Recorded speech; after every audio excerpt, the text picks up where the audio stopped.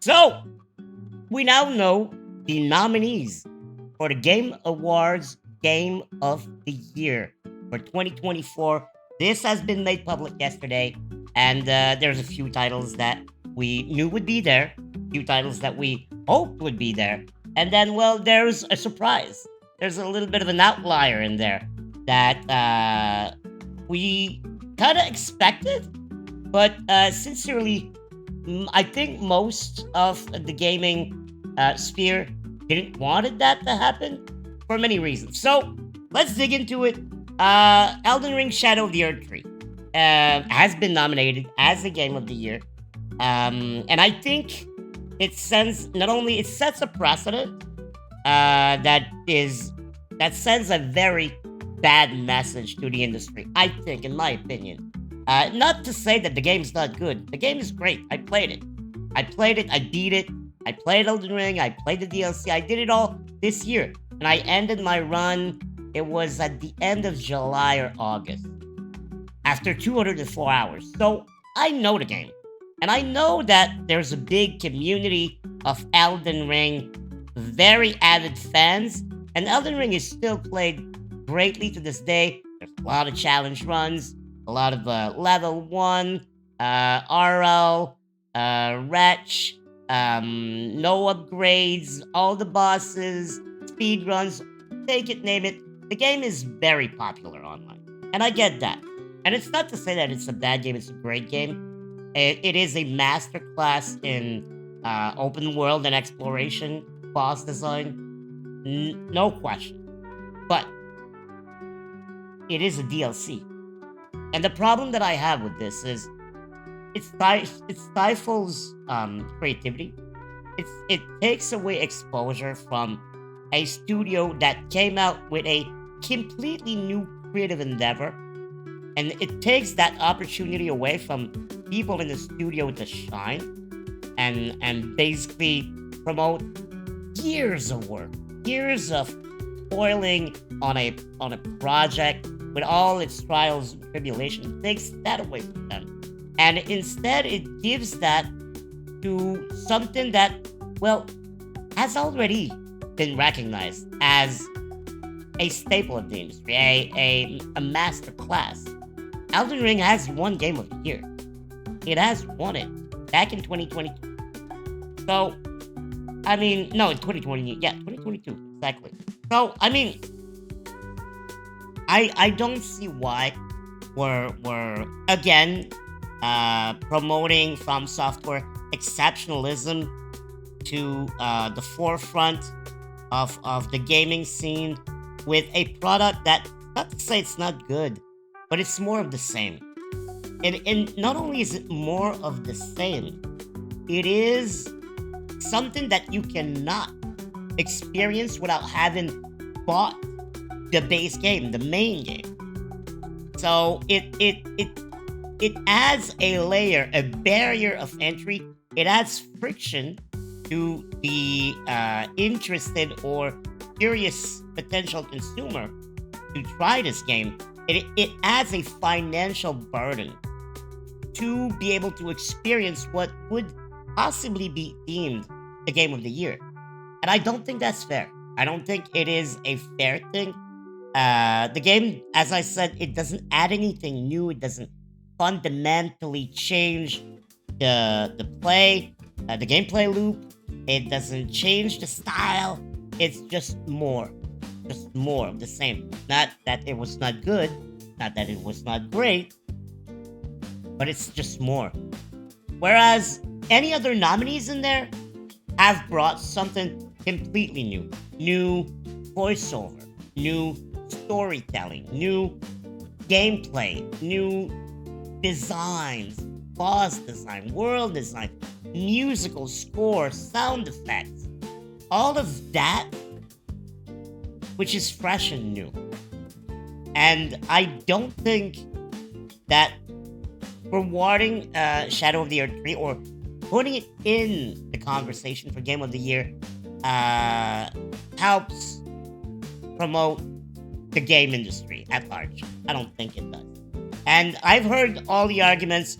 Well, Elden Ring Shadow of the Erdtree has more content than most of the games that are nominated this year, hence it should win. People are still playing it to this day. Yada yada. I get that. Yes, it has a lot of content. It does take a lot of time to beat, for sure. It doesn't take away the fact that the initial argument, which is it is not a standalone product, it doesn't take that away. It is not a standalone product. That's it. That in and of itself should be a disqualifier. Now, add on top the rest that it's not a new creative endeavor really. It's just more of the same. And I'm not criticizing the DLC per se, but there was a lot of empty spaces in there and a lot of nothingness, and it was a little bit confused, very layered. Um, I didn't hate my time in there, but I don't think it was as strong as the initial offering at all. It was great. It was not the masterclass that the initial offering 2022 was. Whereas Black Myth Wukong, Astrobot, Final Fantasy, they're all incredible experiences, fresh and new. New creatives, new people with new ideas, breathing fresh air into a medium that we love. So, in my opinion, it's a great disservice to the industry at large. I sincerely hope it's not gonna win the game of the year. It would be a sad thing to see. It would be just more From Software exceptionalism, as I said, and it would be rewarding a company that refuses to make their game. And I'm not talking about the get good crowd. If you don't like it, don't buy it. And if you don't like the menus and the stats and the lack of ease of access and understanding of base game design, From Software is willingly building games in an obtuse manner. The quest design, the inventory management, everything is so obtuse and obfuscated. I don't like it.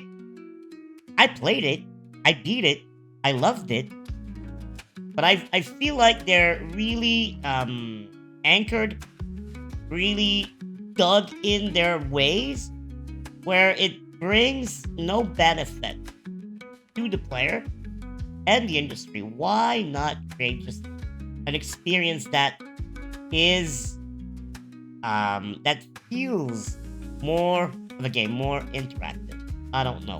I don't know why they're dug in so deep in those very weird, archaic ways, but some people find there's charm in that.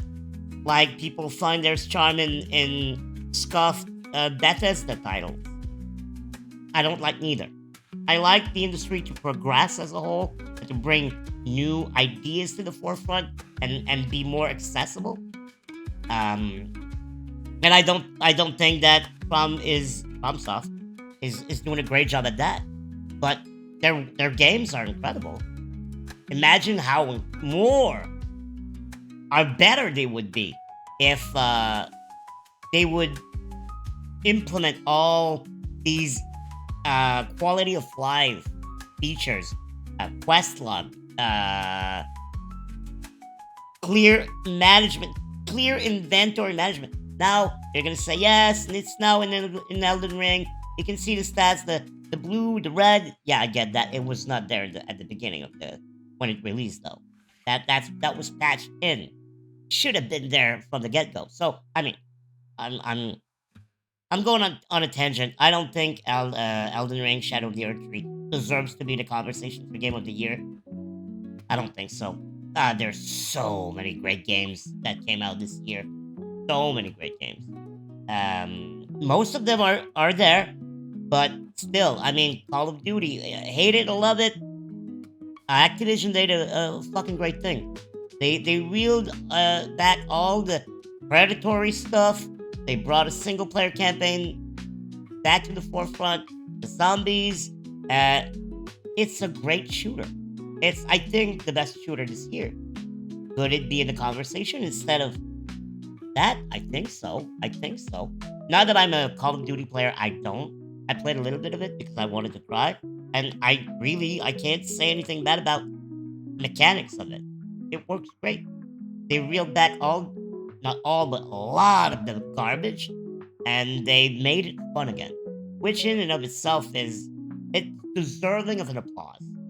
But there's so many more games like Nine Souls, phenomenal, phenomenal game. So yeah, that's just my 2 cents. Little bit of a hot take. I know the Elden Ring crowd is not gonna like it, but I don't think it deserves to be there. It's a great game.